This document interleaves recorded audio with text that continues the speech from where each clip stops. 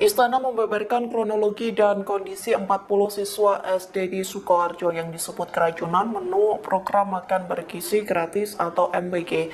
Dilaporkan puluhan pelajar itu sudah kembali membaik, selesai ditangani dan diobati di puskesmas terdekat. Pihak istana pun meminta Badan Gizi Nasional atau BGN melakukan evaluasi.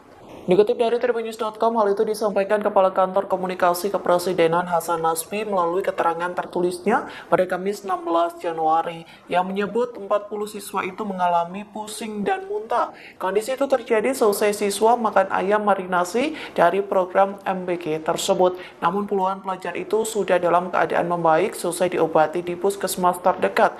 Hasan Nasbi mengatakan pihak sekolah harus melapor ke Satuan Pemenuhan Pelayanan Gizi atau SPPG dan puskesmas jika terjadi sesuatu. Download Tribun X sekarang, menghadirkan lokal menjadi Indonesia.